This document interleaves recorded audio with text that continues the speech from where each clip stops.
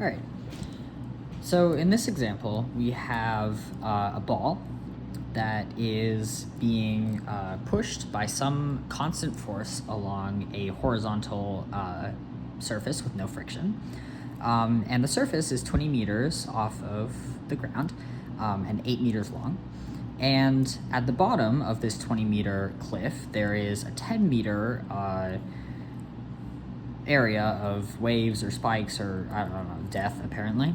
And the question is asking, we want the minimum constant force that we can push the ball with for the entire 8-meter period in order for the ball to clear the 10 meters at the ground. So when I see this question, I'm thinking two things immediately. The first thing I'm immediately thinking is projectile motion, right? Because I can see that this ball is going to be launched horizontally off of this surface like that with some v naught, and it's gonna travel parabolically, and I'm looking for the minimum v naught so that it just barely lands right here at exactly 10 meters, right? So that's the premise. So then the question becomes, how do I find that v naught? And the answer, well, I'm thinking work, because I have some constant force and some distance that force is working over, right? So let's take a look at the equation sheet. Let's take a look at the beginning. These are my constant acceleration kinematics equations, right here, okay? And my work equation is down here, work by a constant force. And they specify that it's gonna be a constant force. So let's write all of that down. And first of all, let's specify why we can use the constant acceleration kinematics equations. We can use constant acceleration because we're just on Earth. There's no external force. There's nothing else accelerating, causing the acceleration to change, right? The only acceleration is g downwards. So let's write out our equations. First, we have that work is equal to F dot D. Okay. And then we have all of our kinematics equations. So that's gonna be, I'm gonna write them the way I'm comfortable writing them, but you can completely write them the way they are on the equation sheet. This is just gonna go faster and be a lot more smooth for me if I do them the way that I know how to do them from high school. So I'm gonna do VF is equal to VI plus AT. F squared is equal to VI squared plus 2AD, and D is equal to VIT plus 1/2 AT squared. Okay, I'm only gonna write the first three because the fourth one is kind of like a combination of all of these. Also, the fourth one doesn't have acceleration, and we have acceleration, so we probably don't want to use something that doesn't have acceleration. Let's start with work, okay? The first thing we're gonna do is find v naught. We're gonna do this with work, okay? It's gonna be in terms of F, but we're gonna get something. Work is F dot D, but the force is completely horizontal, and so is the displacement. So this becomes work is equal to FD cosine of 0 degrees, which is just F times D, or 8F, because D is 8 meters. That's V naught. Are the units right for that? We want something in meters per second. Force is in newtons, which is kilogram meters per second squared. And I'm multiplying it by a distance in meters. So we have kilogram meters per second squared times meters. That's kilogram meters squared per second squared. Oh, pardon me, that's not V. Did I say that was V naught? That's the work done. LOL. Okay. So now I have the work done. That's 8F. Always check your units. See, I would have gone with that being VF if I hadn't have checked my units and realized that it was in joules. So I have a work. So now I need something to convert this work done into some velocity. Well, I'm going to use the work kinetic energy theorem, which states that the summation of the work done by a force is equal to the change in kinetic energy by that force. So I can set I'm gonna have one, I'm gonna split this up into even more steps. Oh my goodness, this eraser is horrible. I'm gonna split this up into even more steps. So first one's gonna be find W. The second one's gonna be find V naught. Okay, so for that one, I'm gonna say that 8F is equal to the change in kinetic energy, which is gonna be kinetic energy final minus kinetic energy initial. But the ball starts from rest, so kinetic energy initial is 0. So 8F is just kinetic energy final, which is 1/2 mv squared. I'm gonna actually plug in m right now. Oh, actually, we don't have m. Let me give you m. I gave you a bad problem. M is 1 kilogram. Let's make things easy. 1/2 times 1 kilogram times v naught squared.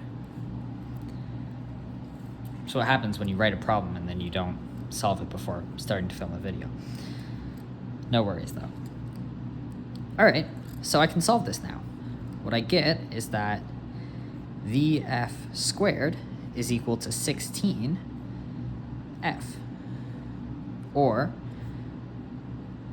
VF is 4 root F. That's my initial velocity. So step 3 is going to be,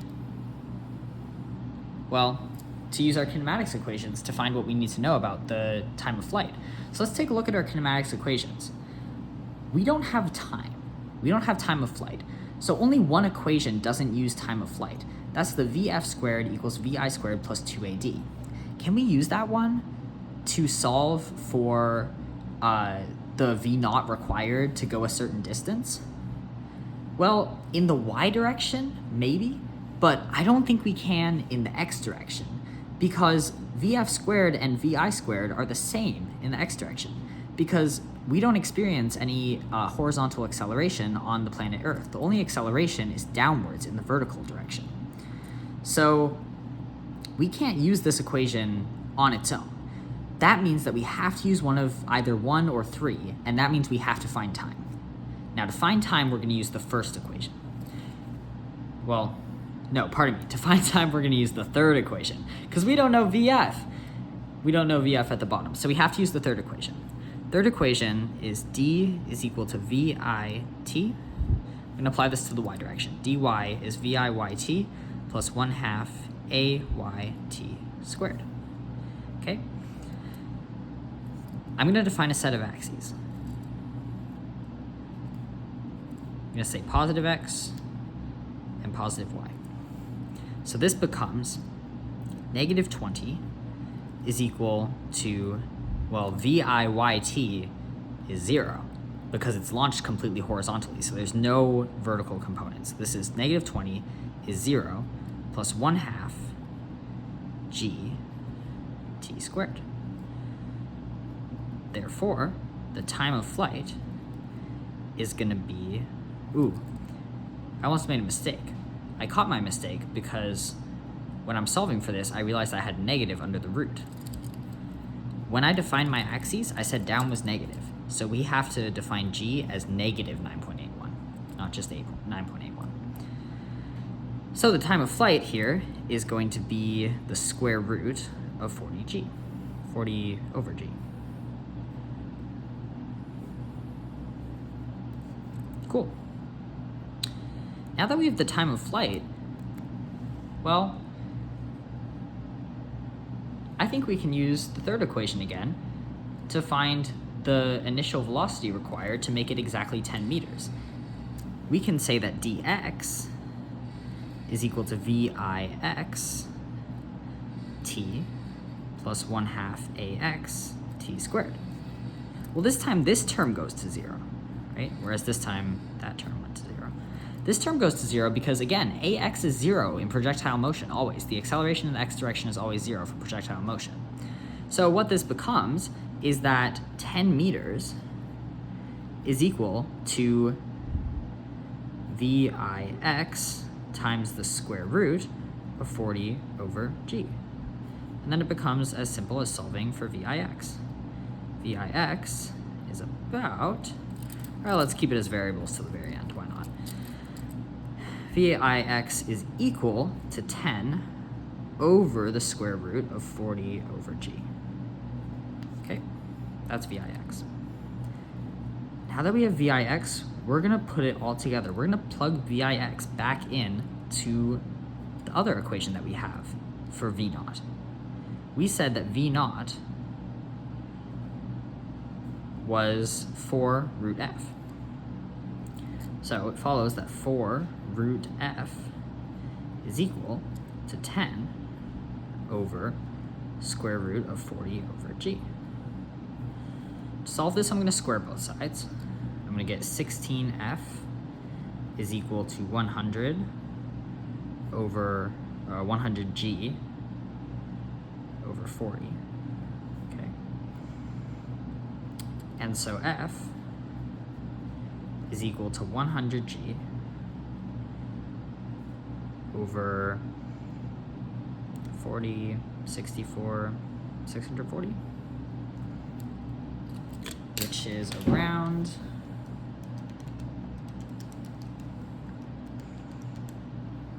1.53 newtons. So the minimum force that we can apply to this ball in order to get it to clear this water here is 1.53 newtons.